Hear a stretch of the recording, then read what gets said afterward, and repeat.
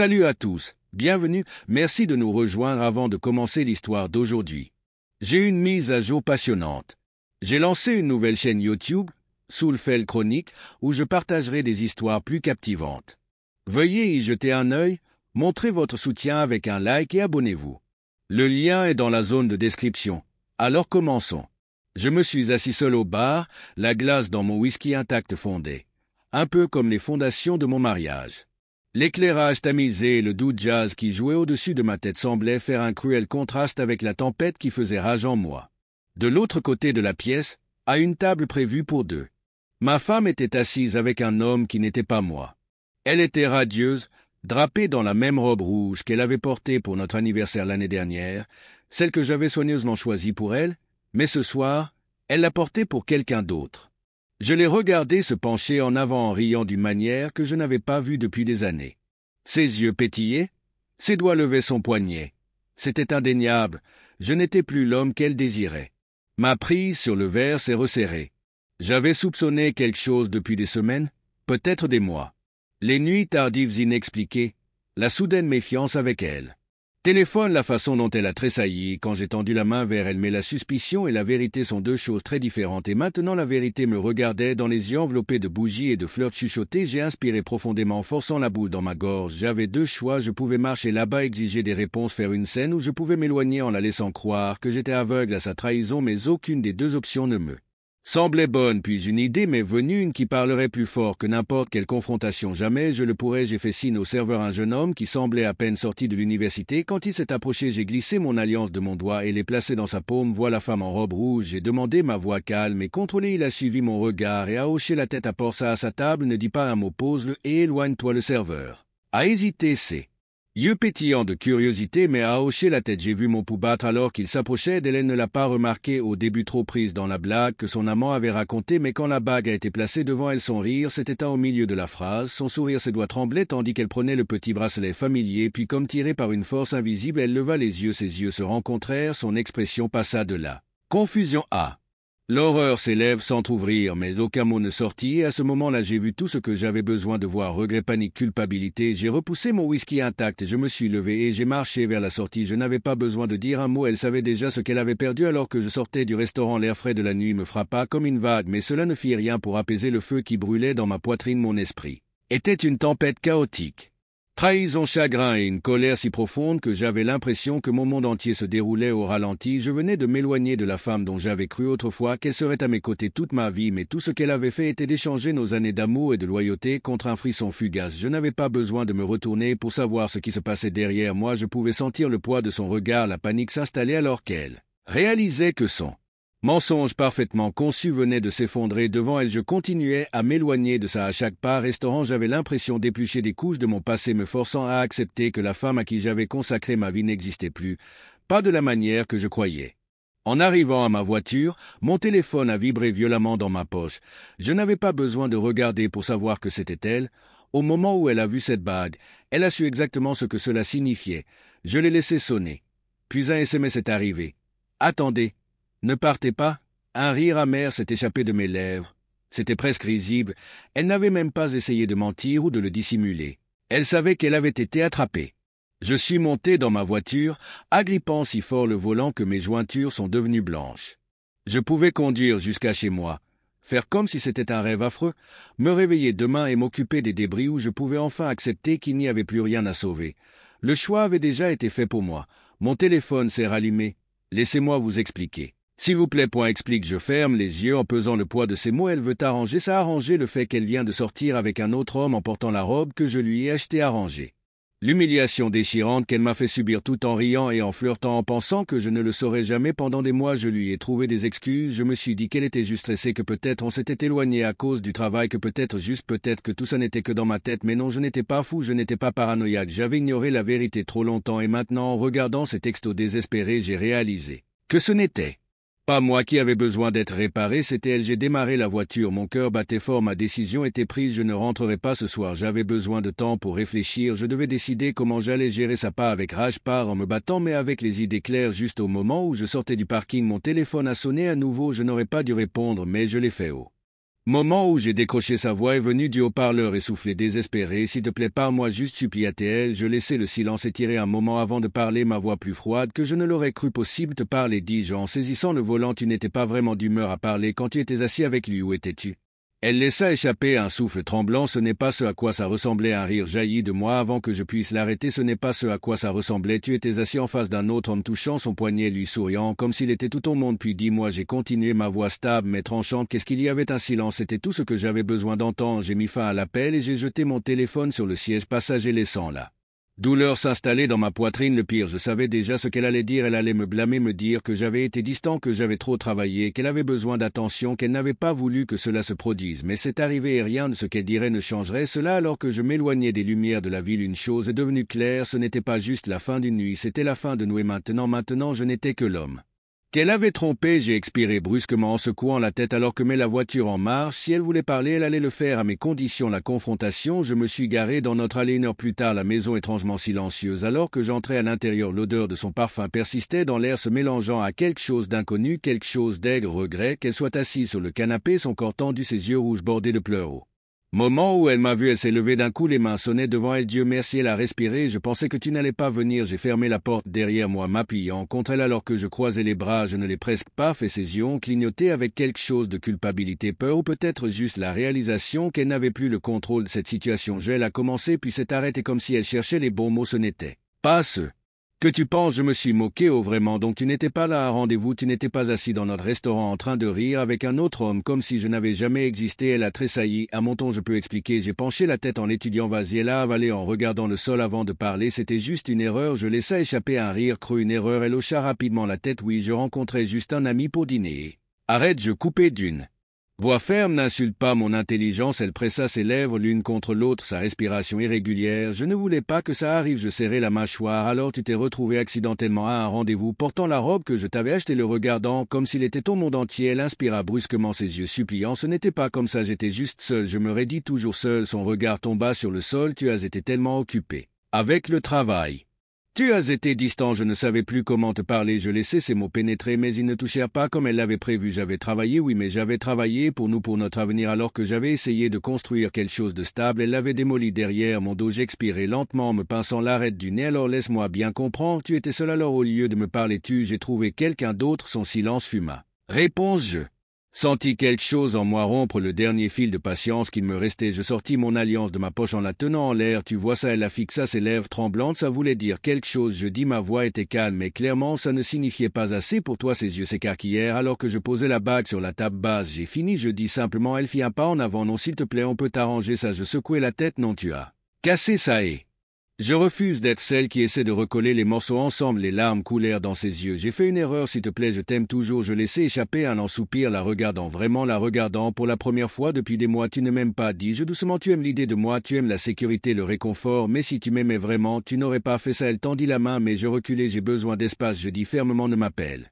pas, ne m'envoie pas de message. Elle halta, tu pars. J'attrapai mes clés me tournant vers la porte. Tu m'as déjà quitté il y a longtemps, je n'avais juste pas vu. Avec ça, je suis sorti la laissant dans les ruines de ce qu'elle avait détruit. Mais ce n'était pas fini, pas encore. J'ai conduit pendant des heures cette nuit. Mes pensées étaient un fouillis de colère, trahison et d'épuisement. Le poids de tout pesait sur moi, suffocant d'une manière que je n'avais jamais connue avant. Ce n'était pas seulement la tricherie, c'était les mensonges, les excuses, le fait qu'elle m'avait regardé dans les yeux et essayé de réécrire la réalité pour qu'elle corresponde à sa version des événements. Je me suis finalement arrêté dans un petit motel au bord de la route. Le panneau de vacances au néon clignotait dans l'obscurité comme une métaphore cruelle de mon mariage vide, épuisé, à peine accroché. Je n'ai même pas pris la peine d'allumer les lumières quand je suis entré dans la chambre. Je me suis juste effondré sur le lit en regardant le plafond. Mon alliance n'était plus qu'une empreinte froide sur mon doigt, puis mon téléphone a vibré à nouveau. Je l'ai presque ignoré, mais la curiosité a pris le dessus. 20 appels manqués, 15 nouveaux messages. J'ai expiré brusquement et les ai fait défiler. Je sais que tu es en colère, mais s'il te plaît, parle-moi. Je suis désolé, ça ne voulait rien dire. Elle, peux-tu juste rentrer à la maison pour qu'on puisse arranger ça?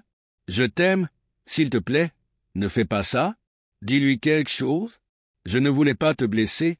Puis celle qui m'a arrêté. Froide. Pourquoi me fais-tu ça? Je me suis assis, serrant mon téléphone si fort que mes jointures sont devenues blanches. Essayait-elle sérieusement de me retourner la situation? Je n'étais pas celui qui se faufilait dans le dos de mon conjoint. Je n'étais pas celui qui avait transformé notre mariage en blague. J'ai pris une profonde inspiration, me forçant à rester calme. Répondre maintenant ne me servirait à rien. J'avais besoin de réfléchir.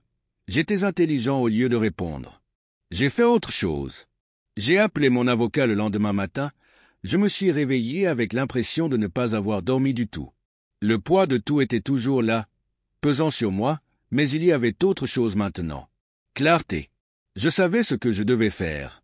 Au moment où j'ai quitté le motel et suis remonté dans ma voiture, un plan se formait dans ma tête. Ma femme pensait pouvoir contrôler le récit, elle pensait pouvoir arranger les choses avec quelques excuses et des mots vides de sens, mais elle avait tort. Je n'allais pas la laisser réécrire l'histoire à la maison, je me suis arrêté dans l'allée prenant un moment pour me voler avant de sortir de la maison, me sentais différent maintenant comme un musée de promesses non tenues, chaque meuble, chaque photo encadrée sur les murs, tout cela ressemblait à un mensonge. Elle a dû entendre la voiture parce que la porte s'est ouverte avant même que je puisse l'atteindre. Où était-il? A-t-elle lâché les yeux rouges et gonflés? Je suis passé devant elle en ignorant le désespoir dans sa voix. J'avais besoin de temps. Elle a fermé la porte derrière moi. Tu viens de partir. Je ne savais pas où tu étais. J'étais inquiet. Je me suis moqué. Maintenant tu es inquiet. Son visage tordu de frustration. Pouvons-nous juste parler, s'il te plaît? Je me suis tourné vers elle, les bras croisés. Très bien, parlons. Elle a passé une main tremblante dans ses cheveux. J'étais seul, gelé. Regardez mon estomac.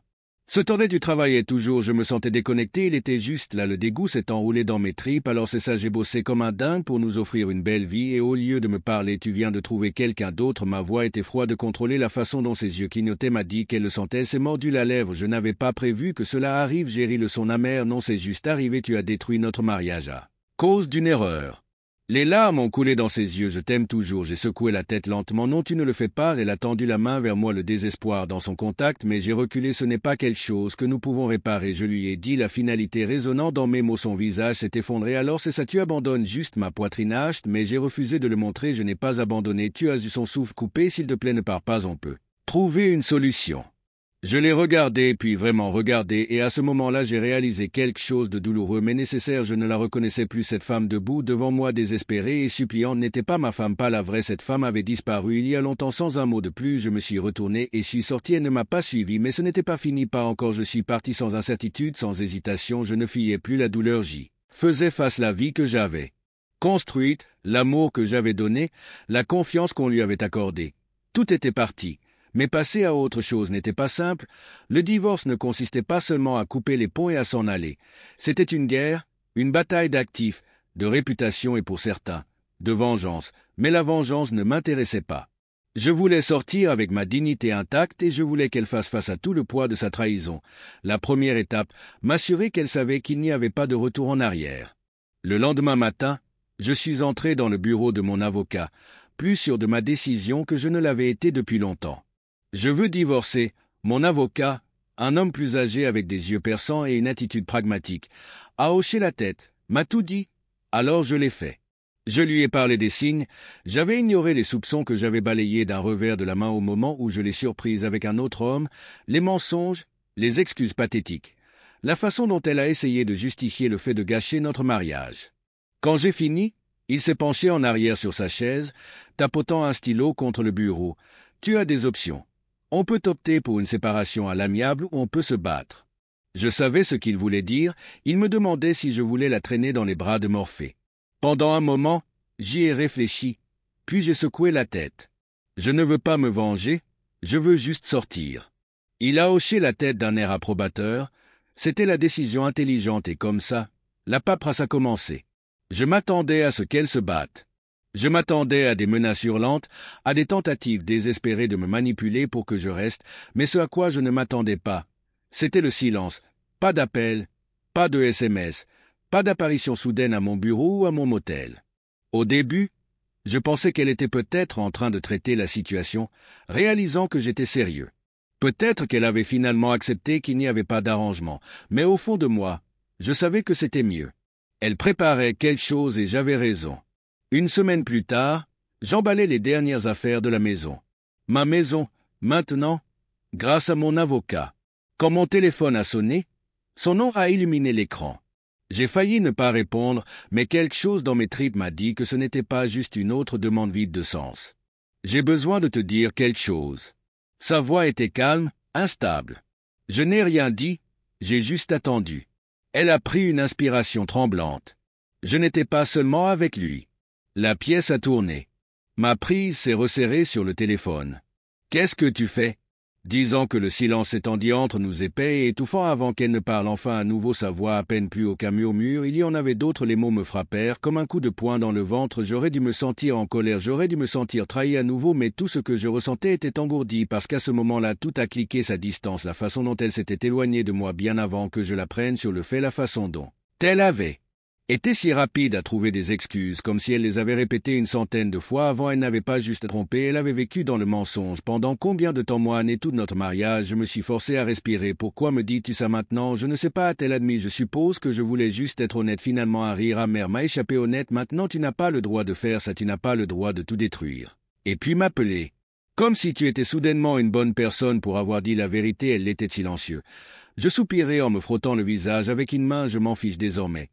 Tu n'es plus mon problème, et pour la première fois depuis longtemps. J'ai mis fin à l'appel en signant les papiers du divorce. J'avais l'impression d'expirer après des années d'étouffement.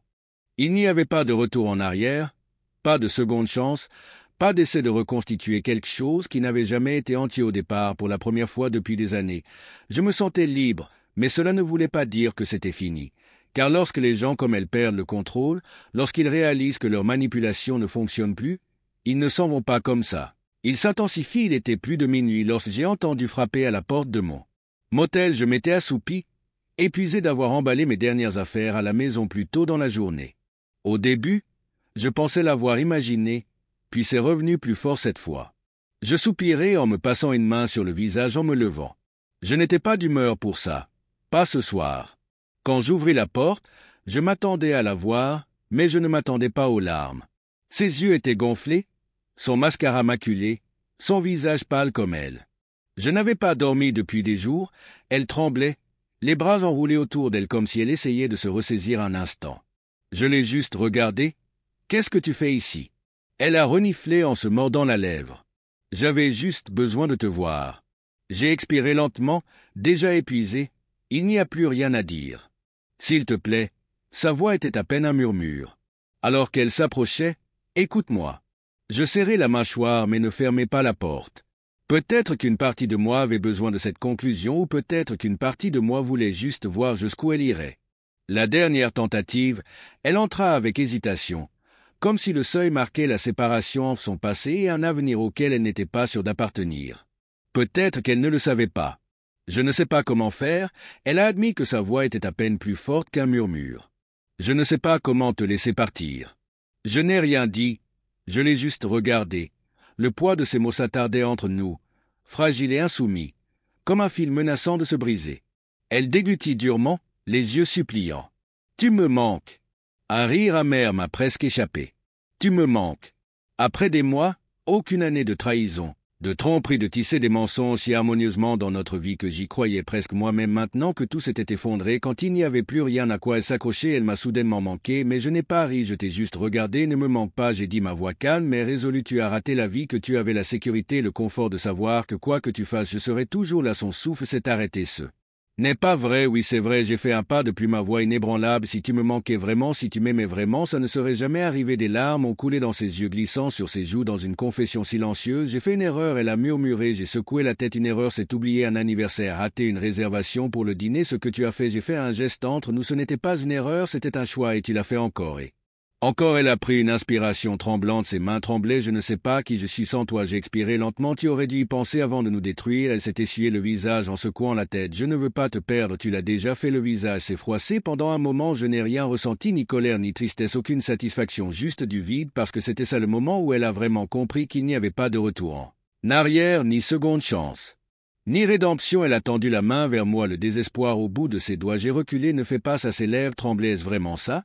J'ai hoché la tête. Il faut que ça le soit. Elle a avalé difficilement en prenant une profonde inspiration. Puis dis-moi que tu ne m'aimes plus. J'ai hésité une fois, j'aurais peut-être eu du mal à répondre une fois, j'aurais cherché n'importe quelle raison pour m'accrocher, pour réparer ce qui avait été brisé, mais plus maintenant. J'ai croisé son regard et prononcé les mots qui ont scellé notre destin. Je ne t'aime plus. Elle a tressailli, comme si je l'avais frappé. Son corps tout entier s'est raidi, son souffle s'est arrêté dans sa gorge, puis finalement elle a compris. Un sanglot étouffé lui a échappé, étouffé par ses mains. Elle a hoché la tête acceptant la vérité. Elle avait tant lutté pour la nier. Ok, elle a murmuré. Juste comme ça, elle s'est retournée et sortie de la chambre de motel en partant derrière les décombres de tout ce qu'elle avait détruit. Je suis resté là longtemps après son départ, regardant la porte fermée, attendant de ressentir quelque chose, mais tout ce que j'ai ressenti, C'était du soulagement. Pour la première fois depuis des années, je n'avais pas à me demander.